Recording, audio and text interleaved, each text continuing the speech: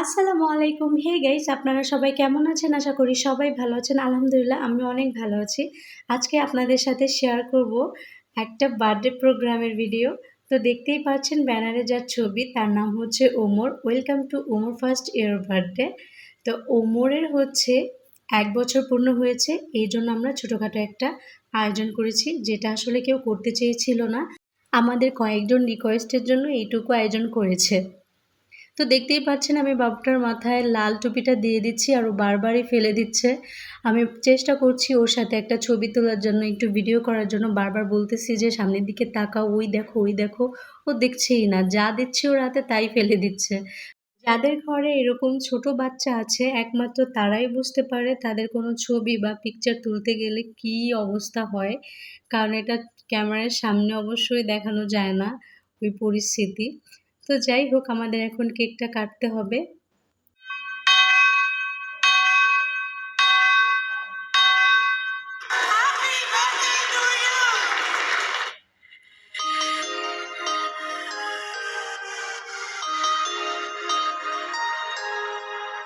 Cake কাটতে এসে বাবুর যে অবস্থা, আসলে কেক কাটা সম্ভবই হচ্ছিল না। এইজন্য আমি বলতেছিলাম যে বাবুকে নিয়ে চলে যেতে। কারণ এখানে আসলে ১ মিনিটও থাকা সম্ভব না। কারণ অনেক গরম ছিল আর ও এত মানুষ দেখতে অভ্যস্ত ছিল না, যে কারণে হচ্ছে ও কেমন যেন বিরক্ত হচ্ছিল, অনেক চিল্লাপাল্লা করছিল। তো এইজন্য আমরা সবাই এখানে দাঁড়িয়ে পিকচার তুলছিলাম। তো দেখতেই পাচ্ছেন এখানে আমি আছি আর আমার ছোট ভাতিজা আছে গুলুমুলু।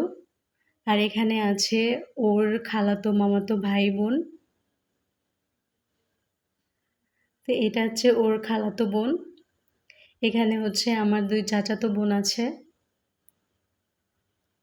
যেটা হচ্ছে ওমরের ২ খালা, আর এখানে তার হোল ফ্যামিলি আছে। আর এখানে আছে ওমরের বড় ফুপি আর হচ্ছে ওমরের আম্মু। আর আমার অবস্থা দেখলে কি বলবেন, দেখেন কি অবস্থা। এত গরম ছিল যে একটু সাজুগুজু করেছি, গলে গলে পড়ছে, কিছু বলার নেই। তো এখানে দেখতে পাচ্ছেন ওমরের দাদা ওমরকে কোলে নিয়ে ছবি তুলছে। সেও অনেক চেষ্টা করেছে ক্যামেরার দিকে তাকানোর জন্য, বাট সে তাকায় নেই। অনেক বিরক্ত ফিল হচ্ছিল তার, কান্নাকাটি করছিল। তো কি আর করার, তাকে ছাড়াই আমরা আসলে একটু মজা করছি, ছবি তুলছি। তারপরও যতটুকু পেরেছি ২-১ টা ছবি আসলে নিয়েছি। দেখতেই পাচ্ছেন কেমন কান্নাকাটি ভেটকাচ্ছে। আসলে কিছু করার নেই, একবারেই ছোট বাবুটা।